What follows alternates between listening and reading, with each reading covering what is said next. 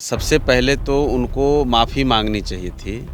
जो उनके पिताजी के माताजी के राज में हज़ारों माँओं की कोख को उजाड़ दिया, हज़ारों महिलाओं बहनों की राखी को छीन लिया।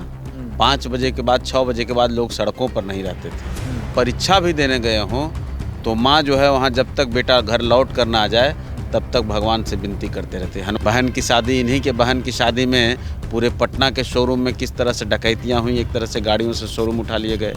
जितने भी दहेज के सामान थे एक आध वो खरीद के थोड़े दिया गया था। उनके मामा श्री से पूछिए या उनके और जितना श्री हैं सबसे पूछिए कि जो बिहार में कल कारखाना था लगा हुआ, जो श्री बाबू के ज़माने में लगा और कई लोगों का उसमें योगदान रहा होगा, वो कल कारखाने कहाँ गायब हो गए?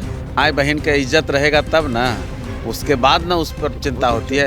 इज्जत तो करवे करते हैं, घरे के भौजाई को भगा दिए। परिवार के एक महिला को सम्मान दिला पाए, उस समय तेजस्वी यादव का मुंह नहीं खुला था। कहा तो माँ का मतलब अलग ना होता है, माँ का मतलब ये हम लोग वाला माँ मम्मी थोड़े होता है। 5 करोड़ लोगों को 2500 रुपया हिसाब से अगर ये देंगे, पैसा कहाँ से आएगा? अब यही बात अगर बोलिएगा तो कहेगा देखिए कहता है पैसा कहाँ से आएगा। 2025 के लिए तेजस्वी यादव ने एक ऐसा पासा फेंका है कि पूरी एनडीए हिल चुकी है। तेजस्वी यादव ने कहा है कि देखिए हमारी सरकार बनेगी और हम मुख्यमंत्री बनेंगे तो माँ बहन योजना लेकर आए हैं, 2500 रुपया सम्मान योजना देंगे। इससे पूरी एनडीए घबराई हुई है। एनडीए को लग रहा है कि भैया कुनबा तो अब बिखर जाएगा। और इसी मुद्दे पर बात करेंगे जीतन मांझी के प्रवक्ता, राष्ट्रीय प्रवक्ता हैं श्याम सुंदर कुमार। इनसे ये बात जानने का प्रयास करेंगे कि आखिर आप लोगों को इतना डर क्यों लग रहा है कि तेजस्वी यादव 2500 रुपया माँ बहन योजना में बांट रहे हैं, तो आप लोगों को इतना क्यों खलबली मच गई कि भैया नहीं कहाँ से पैसा लाएंगे, कहाँ से देंगे? देखिए मेरा मानना है कि आप तो कम से कम पढ़े लिखे हैं, आप तो 9वीं पास नहीं है ना कि कुछ भी कह दें, कुछ भी सुन लें। भाई सबसे पहले तो उनको माफ़ी मांगनी चाहिए थी। जो उनके पिताजी के माताजी के राज में हज़ारों माँओं की कोख को उजाड़ दिया, हज़ारों महिलाओं बहनों की राखी को छीन लिया। और क्या स्थिति थी शायद आपको याद नहीं होगा क्योंकि आपकी भी उम्र अभी कम है, लेकिन अपने पिताजी से, अपने गांव के बुजुर्गों से पूछिएगा कि क्या हालात थे। 5 बजे के बाद 6 बजे के बाद लोग सड़कों पर नहीं रहते थे। लोग इतना भय में होते थे कि अगर आप परीक्षा भी देने गए हों तो माँ जो है वहाँ जब तक बेटा घर लौट कर ना आ जाए तब तक भगवान से विनती करते रहते, हनुमान चालीसा पढ़ते रहती थी। और उस खौफ से शायद आप लोग भूल गए कि क्या होता था। बहन की शादी, इन्हीं के बहन की शादी में पूरे पटना के शोरूम में किस तरह से डकैतियाँ हुई, एक तरह से गाड़ियों से शोरूम उठा लिए गए। जितने भी दहेज के सामान थे एक आध वो खरीद के थोड़े दिया गया था।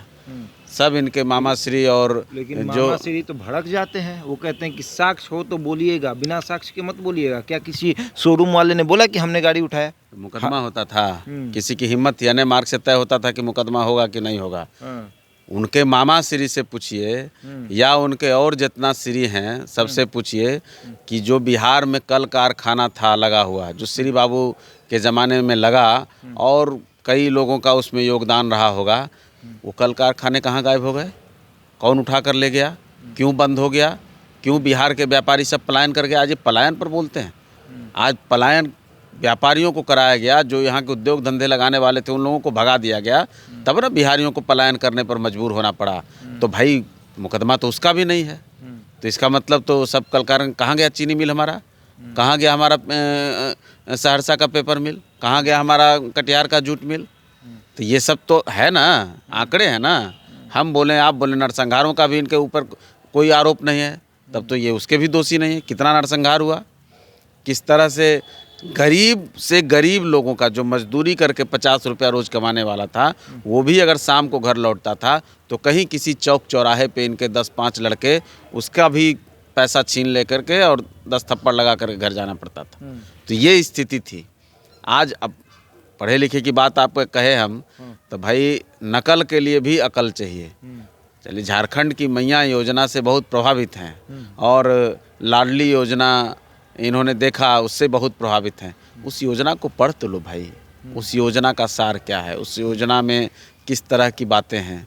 कुछ नहीं, सभी महिला, हम तो देख रहे हैं विज्ञापन भी आ रहा है, हमको तो लगता है कि माँ बहन योजना, सम्मान योजना, माँ बहन को सम्मान देंगे। कह भी रहे हैं कि हम इसलिए ये पैसा देना चाहते हैं ताकि वो अपने मनपसंद का खा सके, अपने मनपसंद का खरीद सके, जी सकें तब ना। माँ बहन का इज्जत रहेगा तब ना, उसके बाद ना उस पर चिंता होती है। इज्जत तो करवे करते हैं। घरे के भौजाई को भगा दिए, घर ही की भौजाई थी, अपनी ही कह लीजिए परिवार के एक महिला को सम्मान दिला पाए। उस समय तेजस्वी यादव का मुंह नहीं खुला था। अरे सार्वजनिक जीवन में हो भाई, इतने बड़े ओहदे पर हो, क्यों उस तरह का बर्ताव हुआ? एक घर में एक महिला, पहली महिला आई होगी, भाभी लगती थी, उनके साथ क्या हुआ? सम्मान तो महिला का दे दो, पहले को दे दो। पैसे से सम्मान नहीं होता है। लोगों को आज भी भय है कि नहीं? आप ईमानदारी से बताएं, आज भी भय है कि नहीं कि राष्ट्रीय जनता दल का शासन आ गया तो फिर सड़कों पर निकलना मुश्किल हो जाएगा, फिर लोगों का जीना दूभर हो जाएगा, फिर नरसंहारों का खेल होना शुरू हो जाएगा। एक तरफ बात करते हो जाति जाति में समाज को विभक्त करने की बात, एक तरफ कभी माय समीकरण, तो इनका तो माय का मतलब अलग ना होता है। माय का मतलब ये हम लोग वाला माय मम्मी थोड़े होता है, इनका तो माय अलगे चलता है। तो अलगे न है, तो वही ना बोल रहे हैं। माय सम्मान योजना माने माय, आप माय लगाते रहिए अपना अर्थ, इनका अलगे अर्थ है। मुसलमान यादव करते रहे क्या करते हैं तो परवल क्या क्या सब कुछ बोलना। ये पैसा तो दलितों की महिलाओं को भी मिलेगा। आपकी पार्टी भी दलित है, आप लोग को तो खुश होना चाहिए कि दलित महिलाओं को पैसा मिलने वाला है। पहले तो सबको जीने का अधिकार मिल जाए, सबको सम्मान से अपना जीने का हल। कौन सी ऐसी कह लीजिए कि परिस्थिति में जीना चाहेगा कि जहां लोगों के जान माल की ही माने कोई उसका अता पता नहीं हो? कौन जिएगा कौन मरेगा इसका कोई ठिकाना नहीं हो? अन्य मार्ग से FIR होगा। ये सारी चीज़ों को कौन, आप जरा डॉक्टर बिरादरी में और भी बड़े प्रबुद्ध लोगों के बीच में जाइए, या गरीब से गरीब लोगों के बीच में, किस दहशत में लोग जीते थे। घरों में लोग सोते नहीं थे।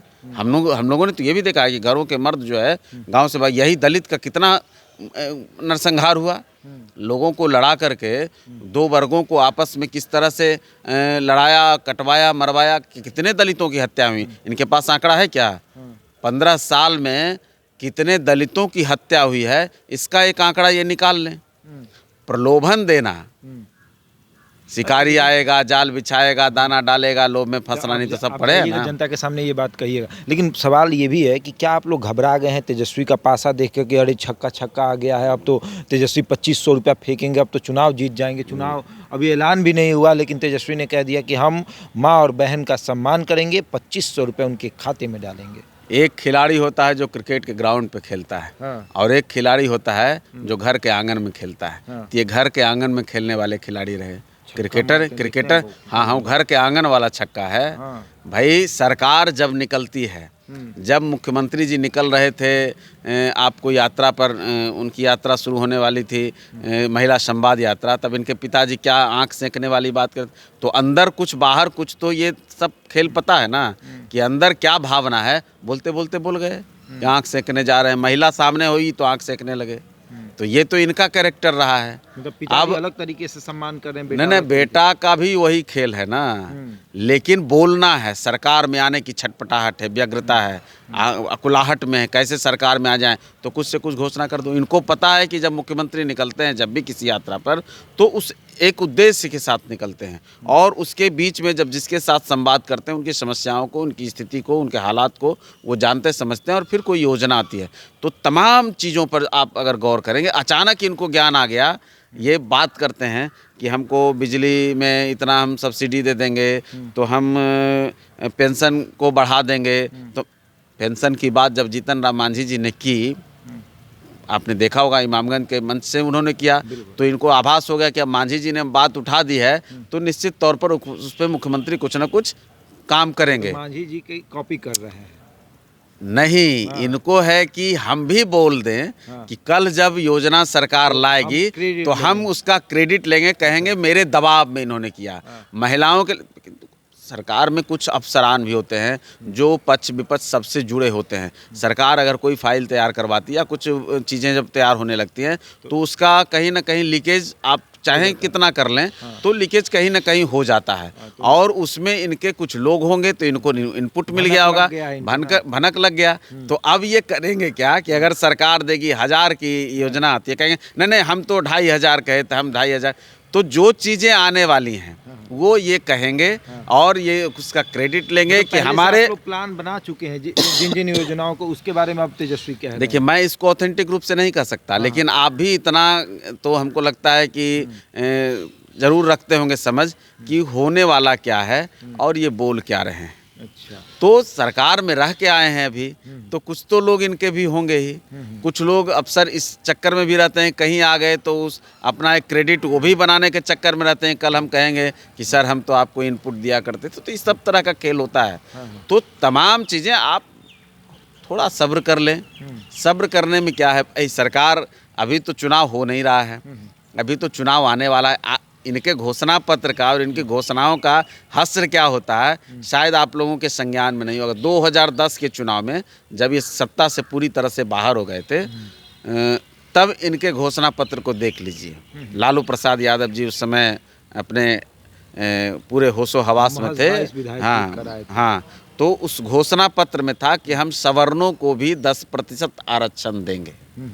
लेकिन उसी पार्टी का खेल देखिए कि जब मोदी सरकार ने सवर्णों को पूरे देश में EWS के तहत आर्थिक आधार पर आरक्षण देने का काम किया तो सड़कों पर उतर गए विरोध में। तो भाई कहते कुछ हो करते कुछ, इतना दोहरापन जिसके जीवन में है, जिसके अपने वचनों पर जो 1 मिनट भी ठहरने को तैयार नहीं है, इनको पूछिएगा कि आप कहे थे नहीं कि आप सवर्णों को आरक्षण देंगे, फिर विरोध क्यों किया? तो आज ये कहेंगे कुछ, आज भी देख लीजिए, अब हम कहते हैं नकल के लिए अकल होना चाहिए। आज ये करें सभी महिलाओं को देंगे। बिहार में कितनी महिलाएं हैं? अगर 14 करोड़ की आबादी हम मान लें तो 7 करोड़ तो महिलाएं होंगी। 7 करोड़ में उसमें माइनर मान लीजिए तो भी 6 करोड़ की आबादी होगी। 5.5 करोड़ तो लमसम होगा ही। 5 करोड़ लोगों को 2500 रुपया हिसाब से अगर ये देंगे, पैसा कहाँ से आएगा? अब यही बात अगर बोलिएगा तो कहेगा देखे कहता है पैसा कहाँ से आएगा। भाई कोई चीज़ हिसाब किताब से बोलो ना। मैया योजना को पढ़े हो कि क्या है? पढ़े नहीं होंगे, देखे नहीं होंगे। मैया योजना में क्या नियम है, क्या है, किस टाइप के महिलाओं को मिलना है, आर्थिक आधार उसका क्या है, पूरा डेटा तैयार किया गया है भाई उसमें क्लियर है। आपको तो लाडली योजना पढ़े नहीं होंगे, वो पढ़े नहीं होंगे, देखे ही नहीं है। इनको लगा कि बस कॉपी करना। कुछ लोगों ने कह दिया, उनके जो 2-4 जिनको राज्यसभा बना के रखे हैं, तो उनको तो है ना भाई कि सब कुछ हरा हरा बताना है, ऐ सरकार आप ही तो सब कुछ है, इस तरह की बात। भाई उसमें है 18 से 50 वर्ष की महिला को देना है, उनके घर में किसी को नौकरी नहीं होनी चाहिए, उनके घर में कोई सरकारी आमदनी नहीं होनी चाहिए, उनके घर में कोई आकर दाता नहीं होना चाहिए। तो इसकी घोषणा तो करेंगे नहीं। अभी कह रहे हैं सभी महिलाओं को देंगे। कैसे दे दोगे भाई सभी को? ऐसी योजना आज तक बनी है क्या? तो भाई कुछ से कुछ बोलना है। सरकार में आने के लिए बेचैनी है, उसमें घोषणा कर रहे हैं, लेकिन इनके आका भी जानते हैं, इनके साका भी जानते हैं। जो साका इनके अगल बगल स्टंडे मुस्टंडे 2-4 रंगा बिल्ला टाइप के लोग रहते हैं, सब जानते हैं कि हकीकत क्या है। और बिहार का एक एक बच्चा जानता है कि इनका अंदर जो चेहरा है, जो वो भेड़िया वाला चेहरा है, आज संत के रूप में दिख रहा है। तो उसमें फंसने वाले नहीं हैं लोग। चलिए, तो देखिए संत के रूप में चेहरा दिखा रहे हैं लोग, उसमें फंसेंगे नहीं। भेड़िया वाला शकल सभी जानते हैं। और सबसे बड़ा सवाल ये भी है कि इतने महिलाओं को 2500 रुपये लाएंगे कहाँ से, ला कर देंगे कैसे? क्योंकि ये बता रहे हैं, आंकड़ा बता रहे हैं कि अगर महिलाओं की जिक्र की जाए तो 5 करोड़ महिलाएं हैं और उनको अगर पैसा दिया जाए तो ये पैसा आएगा कहाँ से? अब तेजस्वी यादव कहाँ से ये पैसा लाएंगे? और फिर अगर कहा जाए तो कहेंगे कि लोग बोलते हैं। अब देखिए आखिर ये योजना कितनी सफल होती है, तेजस्वी यादव कब मुख्यमंत्री बनते हैं और ये योजना कब लागू करते हैं। बहरहाल इस खबर में इतना ही। बने रहे हमारे साथ और देखते रहें द इंडिया टॉप।